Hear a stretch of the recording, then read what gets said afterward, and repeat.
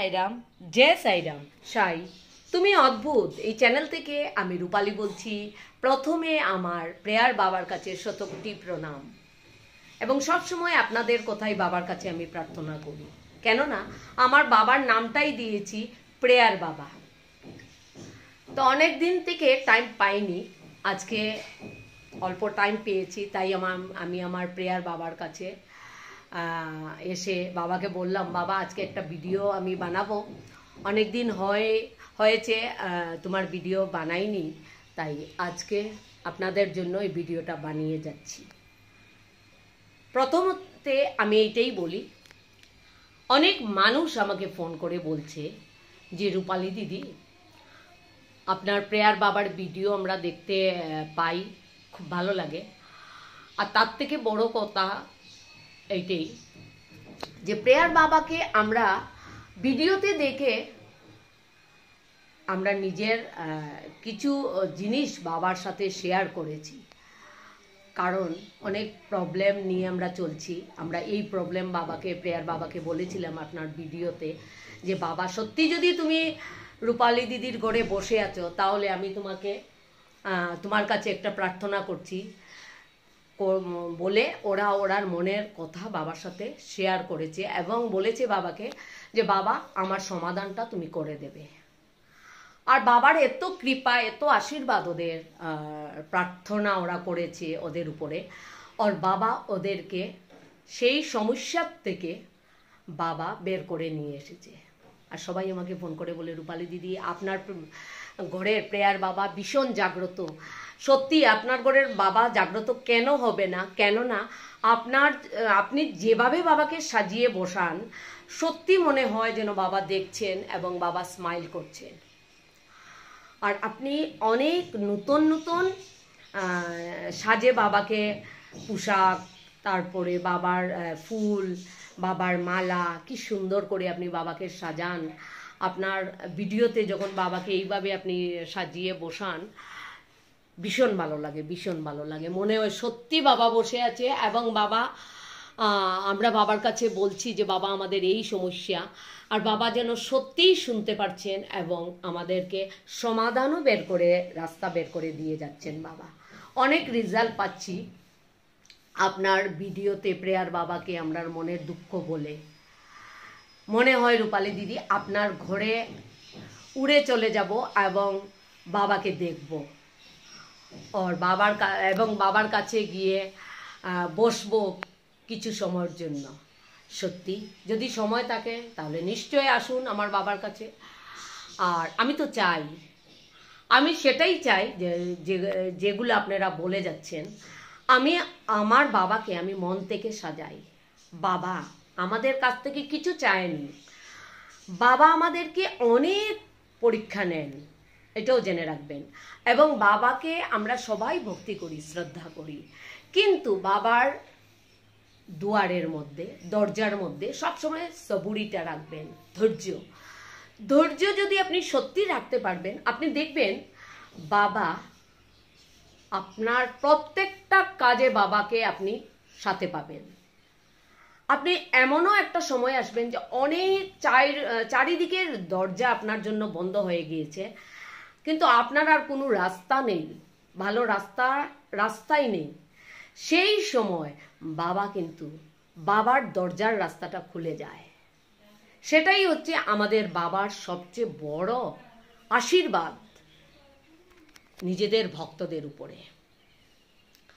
তাই আমার শুনতে খুব ভালো লাগে যে আপনারা যে বলেন আমাকে যে সত্যি দিদি প্রেয়ার বাবা সত্যি তোমার ঘরে জাগ্রত। আমি মন থেকে বাবাকে সাজাই, সত্যি আমি মন থেকে সাজাই। আমি যখনই বাজারে যাই, আমি সবসময় দেখি কি নতুন জিনিস কিনা যায়, আমার বাবাকে কি জিনিস দিয়ে আরো সুন্দর করে সাজাবো, আরো বাবাকে সুন্দর লাগবে। বাবা তো সত্যিই সুন্দর, আরো সুন্দর লাগবে। আমি পরশুদিন গিয়েছিলাম, এই যে বাবার ফুলদানিটা দেখলাম, ওইটা নিয়ে আসলাম। সব সময় আমার এইগুলাই নেশা থাকে। বাবার ড্রেসের কালারটাও আমি আমার ছেলেরা যেরকম নিজেরা পছন্দ করে নিজের ড্রেস কিনে, আমি আমার বাবার ড্রেসগুলাও একদম ভীষণ সুন্দর সুন্দর নিয়ে আসি, এবং সেই ড্রেসের সাথে বাবার মালা, বাবার ফুলদানি সব মিলিয়ে আমি বাবাকে পরিয়ে বসাই, যতক্ষণ পর্যন্ত আমার মনের শান্তি আর আমি পাই না ততক্ষণ পর্যন্তই বাবাকে আমি সাজাতে থাকি। কেননা আমার নিজের মনের শান্তিটা পারফেক্ট না হওয়া পর্যন্ত আমি বাবার সামনেই থাকি। এখন আপনারা বুঝতে পারছেন আমি আমার বাবাকে সাজানোর যতটুকু টাইম আমি বাবার সাথে থাকি সেই সময় আমি গান গাই এবং সবার জন্য প্রার্থনা করি। আমি বাবাকে সব সময় এই কথাটাই বলি যে বাবা, যারা তোমাকে দেখছে বা তোমার কাছে প্রার্থনা করছে সবার দুঃখ তুমি নিয়ে যাবে বাবা। কাউকে কখনো কোনো দুঃখ হতে দেবে না বাবা তুমি থাকতে। তাই আমার নিজেরও একটা ভালো লাগে যে বাবাকে সাজানোর পরে যখন আমি বসিয়ে বাবাকে দেখি মনে হয় সত্যি আমার বাবা চেয়ে আছেন এবং বাবা হাসছেন এবং ভক্তরা কিছু বলবে আর বাবা সঙ্গে সঙ্গে শুনবেন। এভাবেই আমার বাবাকে আমি জাগ্রত করে রাখি। নিজেরাও নিজেদের ঘরে বাবাকে এইভাবে সুন্দরভাবে সাজিয়ে বসান, নিজের মনের শান্তিটা আগে নিয়ে আসুন।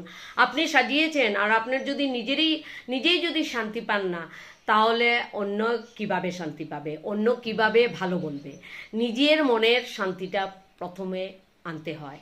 তাই আমি নিজে বাবাকে সাজানোর পরে আমি নিজে দেখি যে বাবা সত্যি হয়েছে, একদম সুন্দরভাবে মুকুটটা বসেছে, মালাটা ঠিকভাবে হয়েছে, বাবার ড্রেসটা কোনো সব দিকে তো সুন্দর হয়ে ফিট হয়েছে।